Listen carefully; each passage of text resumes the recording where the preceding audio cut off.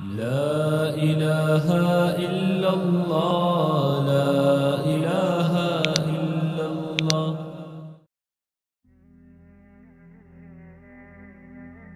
Comment faire le Hajj? Les rites du Hajj. Le pèlerinage se compose d'une série de rites accomplis dans et autour de la ville sainte de la Mecque. Se mettre en état de sacralisation, ihram. L'état de sacralisation est un état d'esprit accompagné d'un changement total d'attitude qui est le résultat de l'intention.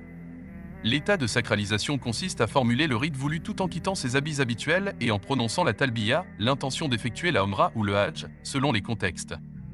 La talbiya se prononce comme telle. لبيك اللهم لبيك لبيك لا شريك لك لبيك إن الحمد والنعمة لك والملك لا شريك لك. Ce qui signifie « à votre service, Allah, à votre service ». À votre service, vous n'avez pas de partenaire, à votre service. Vraiment tout éloge, faveur et souveraineté est à vous. Vous n'avez pas de partenaire. Pour les hommes, il faut se raser, se tailler ou se coiffer la barbe. Il faut également couper ses ongles et raser les poils de son corps. Ensuite, le pèlerin doit prendre un bain et faire ses grandes ablutions avec l'intention d'entrer en état de sacralisation. L'habit de l'ihram chez les hommes se compose de 2 pièces d'étoffe blanche, non cousues, dans lesquelles les pèlerins s'enroulent en prenant soin de libérer l'épaule droite. De plus, leur tête et leur visage ne doivent pas être recouverts. Les pèlerins, durant cette période, ne doivent pas se parfumer. Ils doivent s'abstenir de toute querelle et de toute relation sexuelle. À noter que les Mikas sont les lieux précisés par le prophète, que la paix et la bénédiction d'Allah soient sur lui et sa famille, par lesquels passe celui qui veut accomplir le Hajj ou la Umrah et qu'il ne peut dépasser en allant à la Mecque sans être en état de sacralisation. Al-Tawaf ou la circumambulation. En arrivant au sein de la grande mosquée, le pèlerin se rend devant la Kaaba, il accomplit la circumambulation, il fait cette fois le tour de la Kaaba en allant vers la droite à partir de la pierre noire. S'il le peut, le pèlerin touche et embrasse cette dernière. Al-Sa'i ou la marche. Après le tawaf, le fidèle doit parcourir cette fois le chemin entre Safa et Marwa, distant de 400 mètres et proche de la grande mosquée, en souvenir d'Hajar, l'épouse du prophète Abraham. Mina. Tous les pèlerins doivent se rendre à Mina, pour y passer la nuit. Mina possède 3 stèles qui représentent Satan. La lapidation des stèles consiste à lancer cette pierre sur elles.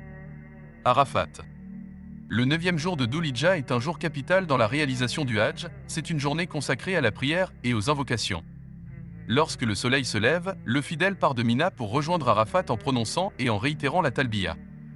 Durant cette journée de ferveur ultime, au pied du mont de la Miséricorde, situé dans la plaine d'Arafat, les pèlerins implorent Dieu, lui demandent pardon, miséricorde et protection. Muzdalifa. Au crépuscule du 9e jour de Dhul Hijjah, les pèlerins retournent vers la plaine de Muzdalifa. Après la prière du Fajr, le pèlerin se tient au lieu-dit Mashar el-Haram, oratoire sacré de Muzdalifa, où il s'adresse à Dieu en invocation et louange. Ensuite, avant le lever du soleil, il se remet en route pour Mina. Il va alors vers la grande stèle Jamara el-Kubra pour la lapidation. Pour ce qui est des sacrifices, il s'agit d'immoler un ovin ou un bovin en l'honneur du geste du prophète Abraham.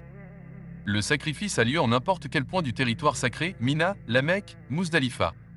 Après avoir fait son sacrifice, le pèlerin doit se raser la tête ou se couper les cheveux. C'est à ce moment-là que le croyant pourra enlever son ihram. Taksir. Avant de rentrer chez lui, le pèlerin doit faire une dernière circumambulation autour de la Kaaba, pour dire adieu et sortir totalement de l'état de sacralisation. Qu'avez-vous pensé de cette vidéo?